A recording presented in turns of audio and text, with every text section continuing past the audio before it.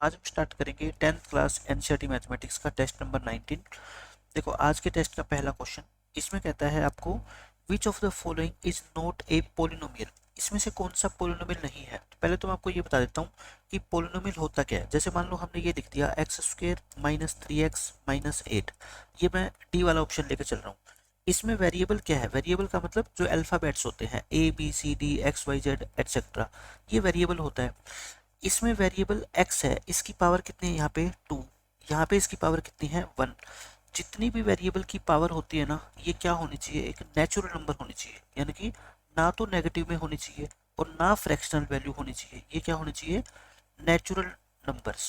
Powers जो होनी चाहिए वो क्या होनी चाहिए, नेचुरल नंबर, तब तो वो पोलिनोमियल होता है, अदरवाइज नहीं होता। आप खुद देख लो, मेरे को बताओ, इसमें पावर नेचुरल नंबर है तो ये तो पोलिनोमियल है, इसमें भी नेचुरल नंबर है पोलिनोमियल है, इसमें भी है, ये नहीं है पोलिनोमियल। ठीक है, क्यों नहीं है, क्योंकि यहाँ पे रूट एक्स है। अच्छा, रूट का मतलब पता है क्या होता है, पावर कितनी होती है 1/2। तो ये एक्स स्क्वेयर है और ये 9। देखो ये पावर क्या नेचुरल नंबर है, आप कहोगे नेचुरल नंबर नहीं है, इसका मतलब अपना ऑप्शन नंबर बी करेक्ट होगा। क्यों, आपसे पूछा गया पोलिनोमियल नहीं है, तो ये बी ऑप्शन में जो पोलिनोमियल आपको गिवन है ना, ये जो एक्सप्रेशन गिवन है, ये एक पोलिनोमियल नहीं है, तो बी ऑप्शन अपना करेक्ट हो जाएगा। सेकंड में कहता है the value of P X this at X is equal to 2। ऐसे क्वेश्चन एग्जाम में पूछे जाते हैं कि ये आपको एक पोलिनोमियल पी एक्स दे रखा है 3x square plus 5x minus में 2। आपको वैल्यू पूछी गई है, जब आप इसमें x को क्या पुट कर दोगे 2, तो देखो ये P2 बन जाता है, यानी कि x की जगह 2 पुट कर दो।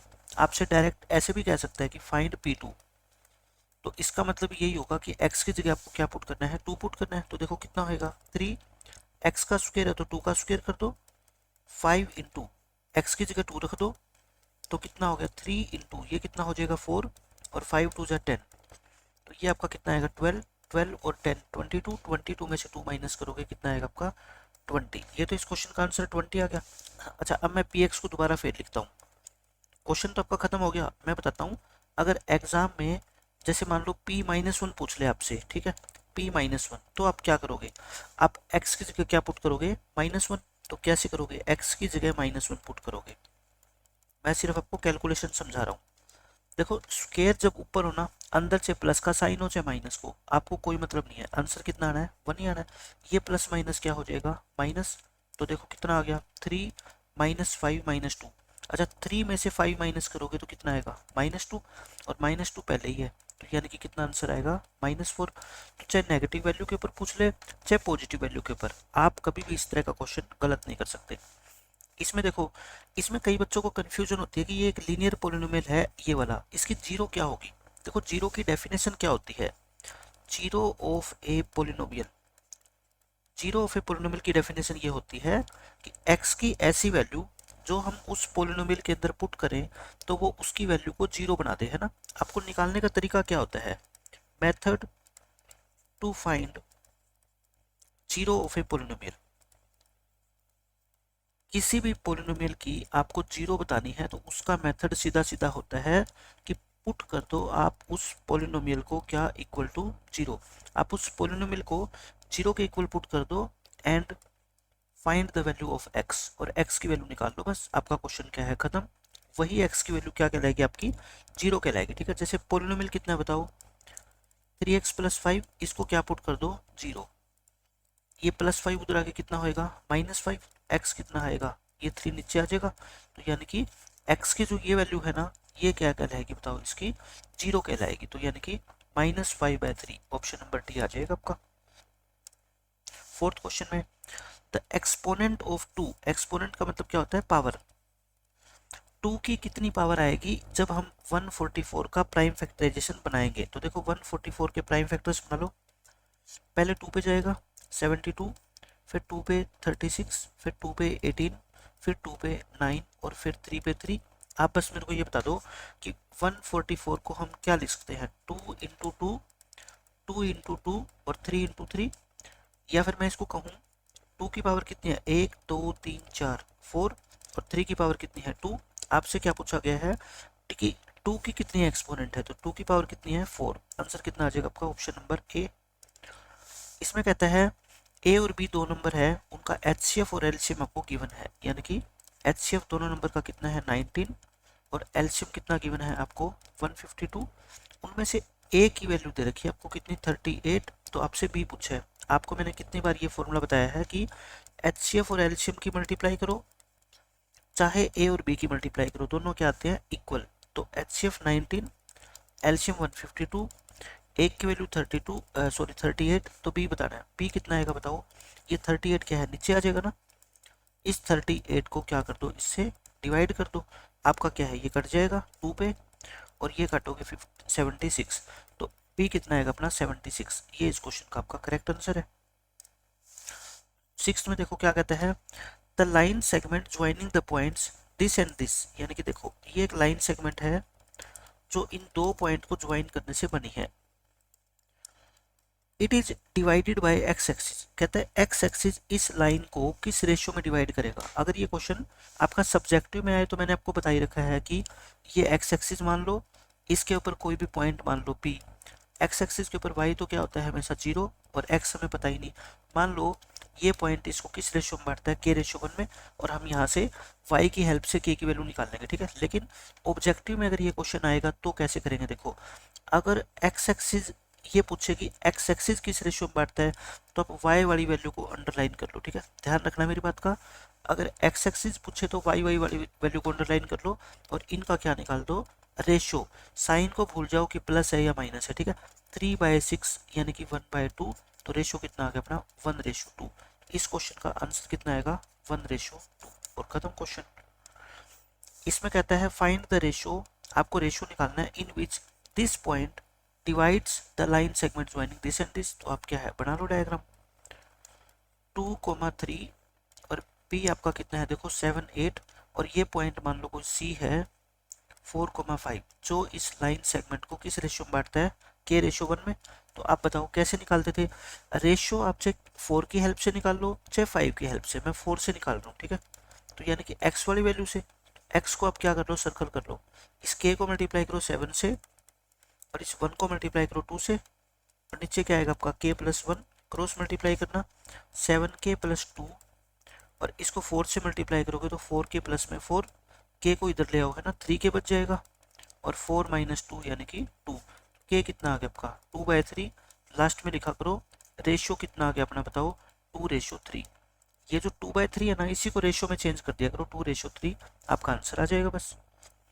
8th क्वेश्चन देखो, दो डाइस को उछाला गया एक साथ, प्रोबेबिलिटी बताओ कि दोनों के ऊपर जो नंबर्स आएंगे उनका सम जो है ना वो कितना आएगा 10 आएगा। तो आप ही मेरे को ये बताओ, मैंने बता रखा ना टेबल बना लिया करो। तो टोटल केसेस तो कितने हो गए आपके, टोटल केसेस होंगे 6 × 6 यानी कि 36। फेवरेबल केसेस देखो सम 10 आए, इसके फेवर में कितने केस होते हैं मैंने बता रखा है आपको, सम 2 से लेके और आपका 12 तक आ सकता है, ठीक है। ये 12 के फेवर में 1 केस होता है, इसके फेवर में 2 और इसके फेवर में 3, तो फेवरेबल केसेस कितने हो गए आपके 3। लेकिन आपको लिख के दिखाना है, ठीक है। 3 कौन कौन से हो गए देखो, सम 10 कब आ सकता है, या तो दोनों पे 5 आए, या पहले पे 6 इस पे 4, या पहले पे 4 और इस पे 6, तो ये 3 हो गए, ठीक है। तो रिक्वायर्ड प्रोबेबिलिटी आपकी कितनी आएगी 3/36, यानी कि 3 पे काट दो 1/12, ये आपके इस क्वेश्चन का आंसर हो जाएगा। इसमें देखो the length of the minute hand of a clock, मैंने आपको बता रखा है कि मिनट हैंड क्लॉक की क्या कहलाती है रेडियस कहलाती है, उसकी जो भी लेंथ होगी ये 14 सेंटीमीटर है। Find the area swept by it in 5 minutes, 5 minute में मान लो ये घड़ी यहाँ से यहाँ पहुंच गई, ठीक है। आपको पहले पता होना चाहिए कि ये एंगल कितना होगा। एंगल कैसे निकालते देखो, घड़ी की सुई मैंने आपको क्या बता रखा है, angle made in 1 minute, in 1 minute, 1 minute में आप याद रख लो घड़ी की सुई कितने डिग्री का एंगल बनाती है 6 डिग्री का, तो फिर 5 मिनट में कितना बनाएगी 30 डिग्री का। अब ये एंगल कितना हो गया 30, ये एरिया निकालना है, तो क्या आपका है एरिया ऑफ सेक्टर का फॉर्मूला लगा दो। एरिया ऑफ सेक्टर क्या होता है πr² थीटा अपॉन में 360 होता है, पाई की वैल्यू पुट करो, r² यानी कि 14 × 14, ये रेडियस कितनी है आपकी 14, थीटा कितना बताओ 30 डिग्री, अपॉन में कितना होता है 360, इसको सोल्व कर लो बस। 7 7 2 जा, ये 12 पे कट गया, ये 6 पे कट गया, ये 3 ये 7, तो 7 × कितना आ गया आपका ऊपर 14 आ गया, और अपॉन में 3 यानी कि 98/3 और ये सेंटीमीटर है, तो ये क्या आएगा आपका सेंटीमीटर स्क्वायर। एरिया हमेशा स्क्वायर की फॉर्म में आता है, ठीक है। Pi R square theta upon 360, theta कितना है इसमें 30 डिग्री है बस। 10th क्वेश्चन देखो, एक सर्कल है जिसकी रेडियस 21 है, एक आर्क है जो सेंटर पे 60 डिग्री का एंगल बनाती है, ऐसा फिगर बनेगा इसका। देखो ये ये एक आर्क है ये वाली, और इस सर्कल की रेडियस कितनी है 21 है, ये सेंटर पे 60 का एंगल बनाती है। आपको निकालनी क्या है लेंथ ऑफ आर्क। सीधा सीधा फॉर्मूला होता है लेंथ ऑफ आर्क का। लेंथ ऑफ आर्क का फॉर्मूला आप बता दो क्या होता है। पाई आर थीटा अपॉन में 180, पाई आर थीटा अपॉन में 180 होता है। पाई की वैल्यू रख दो, आर कितना है 21, थीटा कितना है 60 और अपॉन में कितना होता है 180। बस फॉर्मूला आपको अच्छे से ध्यान रखना है। ये 7 3 जा, ये 63 जा कितना होता है 180 और 180 से 180 कट गया, तो आंसर कितना आ गया आपका 22 सेंटीमीटर इस क्वेश्चन का आंसर है बस। पाई आर थीटा अपॉन में 180, ये फॉर्मूला याद रख लो लेंथ ऑफ आर्क निकालने का। 11th क्वेश्चन में देखो, ये बहुत इंपॉर्टेंट क्वेश्चन है। इसमें ये एबीसी जो है, ये एबीसी एक्चुअली में ये एबीसी जो है ना ये पूरा है, ये रेड पेन से मैं इसकी सर्कल की बाउंड्री कर रहा हूं, और ये वाला जो मैंने अभी रेड पेन से किया है ये क्या है आपका सर्कल का एक क्वाड्रेंट है, ठीक है, जिसकी रेडियस कितनी है 14। तो बताओ 14 कौन सी होगी। ये वाला अगर क्वाड्रेंट है ये वाला, तो ये 14 है और ये भी कितनी है 14 है। और एक बीसी को डायमीटर मान के एक सेमी सर्कल ड्रॉ किया गया है, ठीक है। ये बाहर वाला आपको शेडेड एरिया निकालना है। देखो मैंने आपको क्या बताया था, आप इस क्वेश्चन में एक तो ट्रायंगल, ये ट्रायंगल होगी, एक फिर ये पूरा सेमी सर्कल ये वाला, ये पूरा, ठीक है। इन दोनों को ऐड करके इसमें से क्वाड्रेंट माइनस कर दो तो क्या निकल जाएगा बताओ। आपका आपका क्या निकल जाएगा, इस ये शेडेड एरिया निकल जाएगा, ठीक है। बस आपको ना इस क्वेश्चन में एक चीज निकालनी पड़ेगी, ये बीसी, ये बीसी नहीं पता क्यों, क्योंकि जब ये सेमी सर्कल आप लोगे ना तो सेमी सर्कल का जो डायमीटर है वो क्या है बीसी। और बीसी कैसे निकालोगे, पाइथागोरस थ्योरम से। आप सोल्व कर लेना, कितनी आ जाएगी 14√2 आएगी, ठीक है। ये दोनों जब इक्वल होती है ना तो इसको √2 से मल्टीप्लाई कर दिया करो। तो आप क्या लिखो पहले सॉल्यूशन में, सबसे पहले आप क्या लिखोगे, area of triangle A B C. Area का फॉर्मूला होता है half into base into height, तो ये कितना आएगा आपका 96 आ जाएगा, 96 सेंटीमीटर स्क्वायर।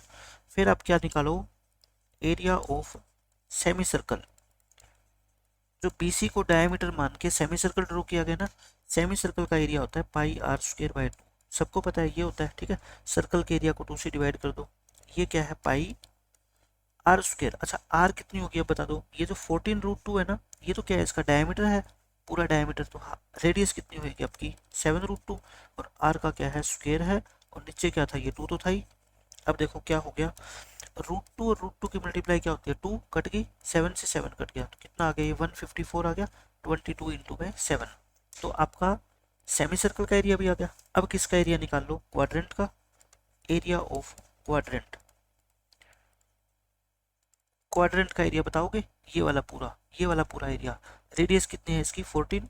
क्वाड्रेंट का एरिया क्या होता है, पाई आर स्क्वायर को 4 से क्या कर दो डिवाइड कर दो, यानी कि पाई आर स्क्वायर यानी कि 14 इंटू 14, और 4 से डिवाइड करोगे ये भी आपका कितना आएगा 154 आएगा। अब मैंने आपको क्या बताया था बताओ, शेडेड एरिया निकालना है आपको, शेडेड एरिया।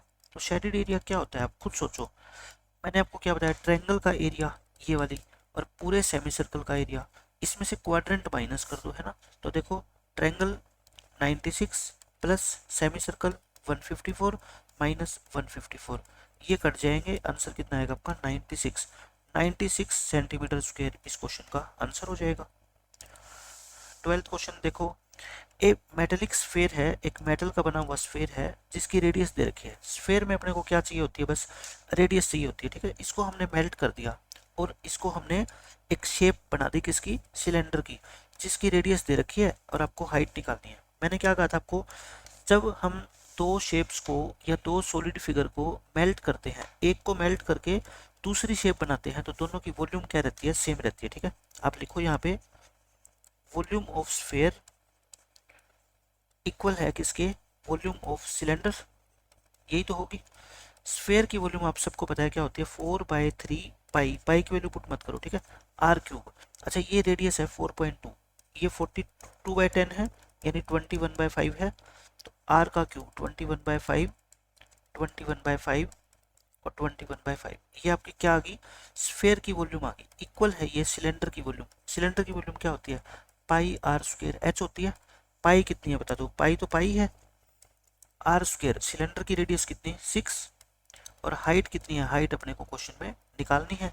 अब आप इसको क्या कर लो, सोल्व कर लो। देखो पाई से पाई कैंसिल, एच निकालना है तो ये देखो 36 है जो ये नीचे आ जाएगा ना, एच की वैल्यू कितनी आएगी बताओ 4/3, ये 21 21 21 और ये 6 और 6 नीचे आ जाएगा, उधर क्या बचेगा आपका एच। बस इसको क्या कर लो, सोल्व कर लो। देखो 3 पे काट दो, 3 कितना होता है 3 2 जा और ये 3 7 जा, ये 3 7 जा और ये 3 2 जा और 3 7 जा। 4 इंटू 7 इंटू 7 इंटू 7 कितना होता है 343 होता है और नीचे कितना आ गया 4, नीचे कितना आ गया 4, 4 से 4 कट गया, आंसर कितना आ गया आपका 343। 343 हाइट आ गई, लेकिन क्या हमने मिस्टेक करी है, देखो volume of sphere 4/3 pi R cube और सिलेंडर की वॉल्यूम होती है pi R square H. Pi pi से पाई कट गया, 4/3 और सॉरी नीचे क्या है अपना, देखो 3 बार 5 है ना, तो ये 5 लगाना मैं भूल गया, तो नीचे क्या करेंगे हम 3 बार 5 लगाएंगे, ठीक है 3 बार 5 लगा दो, तो ये आपकी हाइट आएगी 343 डिवाइड बाय 125। चाहो तो इतना छोड़ दो, अगर इसको पूरा सोल्व करना है ना, ऊपर नीचे 8 से मल्टीप्लाई कर दो, 8 से मल्टीप्लाई करने पे नीचे 1000 बन जाएगा, ठीक है ऊपर 8 से मल्टीप्लाई कर दो, 8 3 24, 2 8 चौके 32 और 2 34, 3 8 3 24 और 3 27। इसको 1000 से डिवाइड करोगे तो 2.744 सेंटीमीटर इसकी क्या आ जाएगी आपकी हाइट आएगी, ठीक है।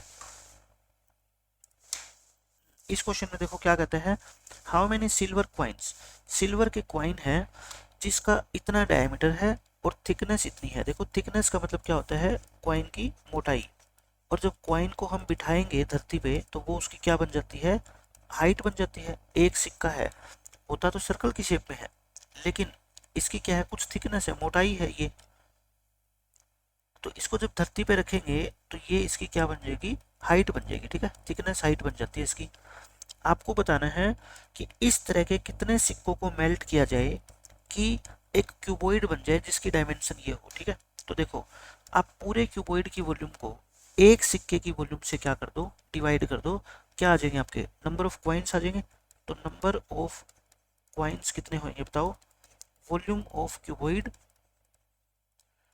और अपॉन में volume of one coin. Cuboid की वॉल्यूम तो तीनों की मल्टीप्लाई करनी है आपको।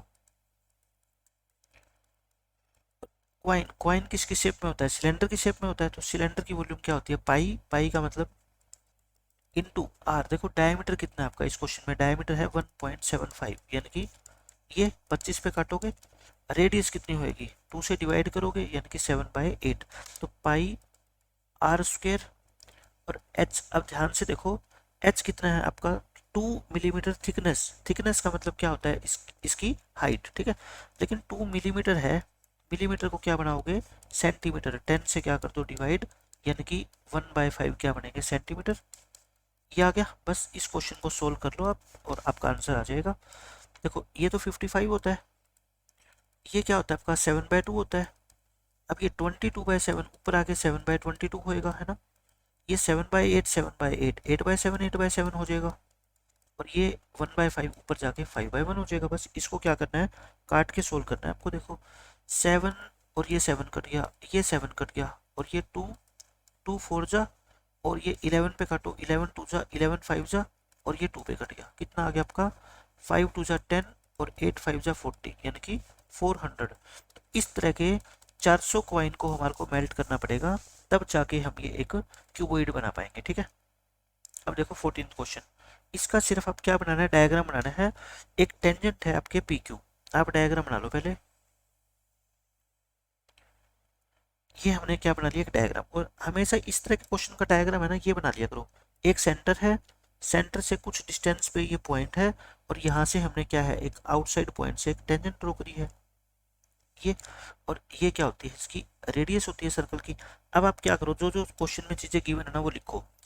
टेंजेंट पी क्यू है at point P, at point P का मतलब पी पॉइंट के ऊपर, यानी कि पी पॉइंट क्या है सर्कल के ऊपर है, तो क्यू कहाँ पे होगा फिर यही होगा पॉइंट, ठीक है। और रेडियस 5 है, ये साइड कितनी है 5, meets a line through the centre O, इस ये कहता है ये जो टेंजेंट है ना, ये ओ से पास होने वाली एक लाइन को क्यू पे जाके मीट करती है, यही पॉइंट हो गया। ओ क्यू कितनी है 12, ओ से लेके क्यू कितनी दे रखी है 12, आपको पी क्यू निकालनी है। देखो आप जल्दबाजी में क्या करते हो, 5 और 12 और 13 लिख देते हो पाइथागोरियन ट्रिपलेट से, लेकिन नहीं, आप खुद सोचो 90 डिग्री का एंगल ये होता है ना, ये पॉइंट ऑफ कॉन्टेक्ट पे 90 डिग्री बनता है, तो ये 12 तो क्या हो गया इसका, फिर हाइपोटेन्यूज हो गया ना, ये हाइपोटेन्यूज हो गया, ये निकालना है अपने को, इसको क्या मान लो x। पाइथागोरस थ्योरम क्या होती है बताओ, हाइपोटेन्यूज का स्क्वायर इक्वल टू x का स्क्वायर प्लस में 5 का स्क्वायर, ये होती है, ठीक है। तो एक्स स्क्वायर प्लस में 25, एक्स स्क्वायर कितना होएगा आपका, इसमें से माइनस कर दो, यानी कि 119, एक्स कितना होएगा इसका अंडर रूट हो जाएगा, ठीक है। एक्स की वैल्यू कितनी आ गई, अंडर रूट 119, ये इस क्वेश्चन का आंसर है। ये अच्छा क्वेश्चन और इंपॉर्टेंट क्वेश्चन है बहुत ज्यादा ये। इसमें कहता है दो कॉन्सेंट्रिक सर्कल है, आप क्या करो कॉन्सेंट्रिक सर्कल बना लो, मैंने जब 10वां चैप्टर पढ़ाया ना, पूरा क्वेश्चन अच्छे से सोल्व करवाया ये आपको। दो कॉन्सेंट्रिक सर्कल है, अब इसमें क्या होता है, एक ऐसी लाइन हम ड्रॉ करेंगे जो बड़े वाले सर्कल की तो कोड हो और छोटे वाले सर्कल की क्या हो, टेंजेंट हो, ये है। और इन दो सर्कल की रेडियस, एक की 5 है और एक की क्या है 3। तो हम डायग्राम कैसे बनाते हैं, देखो ये छोटे वाले सर्कल की रेडियस है 3 और ये बड़े वाले सर्कल की रेडियस है कितनी 5, और ये एंगल कितना होता है 90 डिग्री। आपको इसकी लेंथ बतानी है ए बी की, ठीक है, ये ए बी, ये ओ मान लो, और इसको आप ज्वाइन कर दो, चाहो तो चाहे ना करो। अब आप बताओ, इस ट्रायंगल की मैं बात कर रहा हूँ, ए सी ओ, इन राइट ट्रायंगल ए सी ओ, अगर इस ट्रायंगल की बात करूं तो पाइथागोरस थ्योरम लगाऊंगा, देखो ये 5 है, ये 3 है, तो ये कितनी होगी 4, इसको क्या मान लो आप x मान लो, ठीक है। तो एक्स स्क्वायर प्लस 3 का स्क्वायर इक्वल टू होता है 5 का स्क्वायर, आनी तो 4 ही है लेकिन मैं निकाल के दिखा रहा हूँ, ठीक है। x कितना आएगा आपका बताओ, 4 आ गया। और अब एक प्रॉपर्टी और होती है, आपको पता है कि ये 4 है तो ये भी तो कितनी होगी फिर 4 ही होगी ना। सो हम लिखेंगे A B equal to 4 plus 4 यानी कि 8 सेंटीमीटर, और ये ए बी आपको क्या है निकालनी थी, आंसर आ गया आपका 8 सेंटीमीटर। देखो next question, a circle can have dash parallel tangent, circle की मैक्सिमम कितनी टेंजेंट्स पैरेलल हो सकती है, दो। जैसे ये सर्कल है, ऐसी दो टेंजेंट आप बना सकते हो मैक्सिमम जो पैरेलल हो, एक ये और एक ये, और कोई टेंजेंट नहीं बना सकते, तो दो हो जाएगी।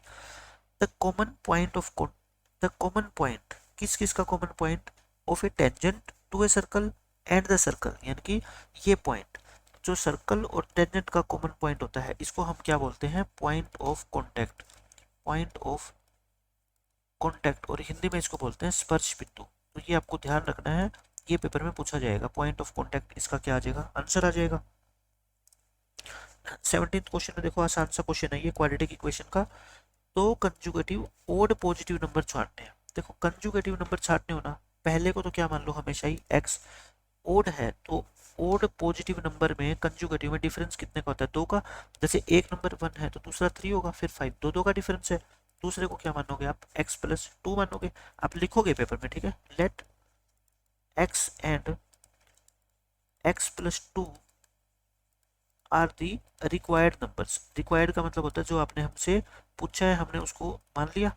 अब क्वेश्चन के अकॉर्डिंग कहता है इन दोनों के स्क्वायर का सम 290 है, यानी कि दोनों का स्क्वायर करो और दोनों को क्या करो फिर ऐड करो, ये कितना आएगा आपका 290।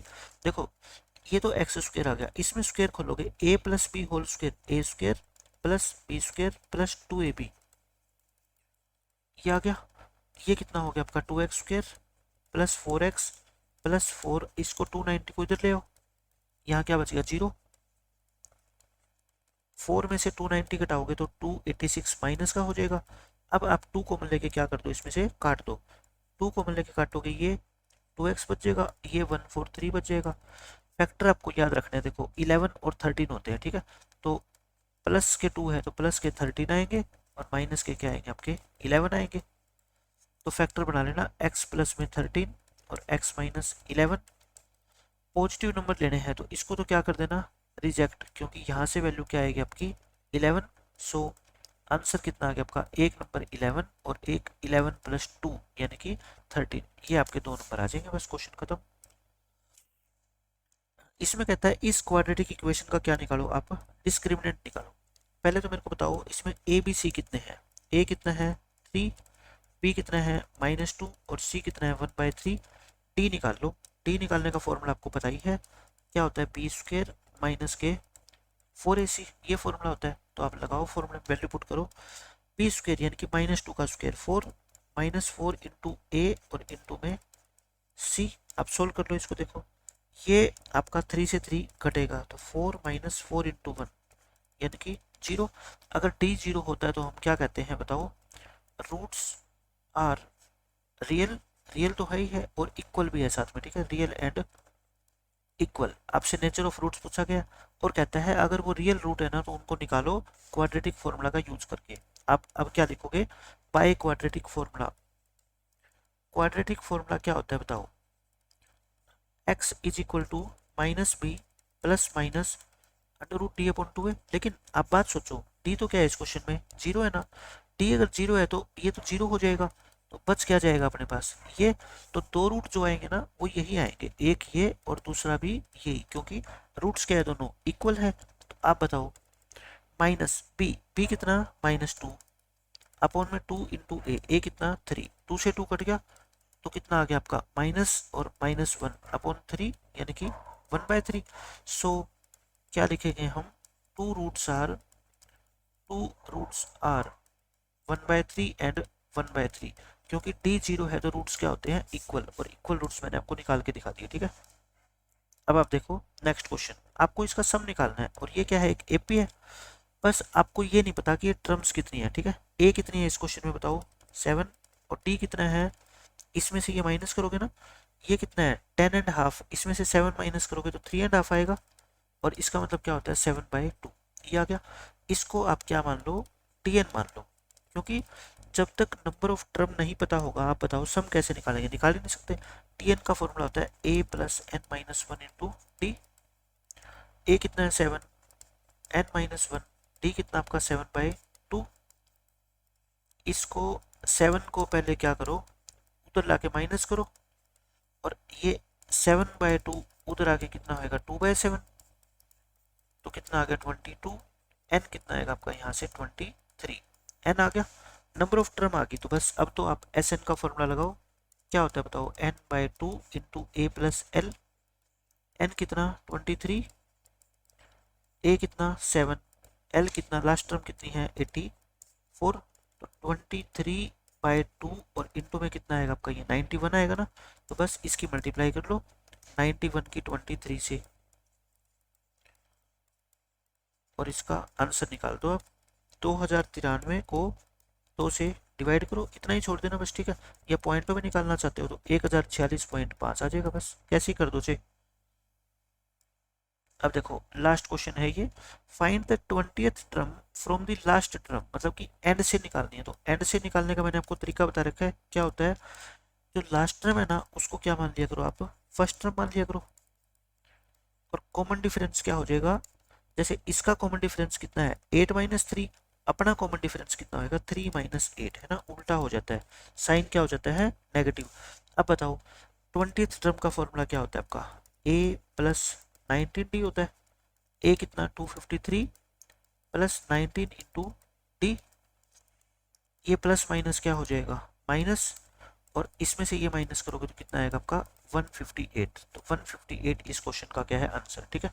तो ये थे आपके पूरे सिलेबस से 20 अच्छे क्वेश्चन जो एग्जाम में आने के पूरे चांस है। मिलते हैं नेक्स्ट लेक्चर में, बाय बाय, टेक केयर।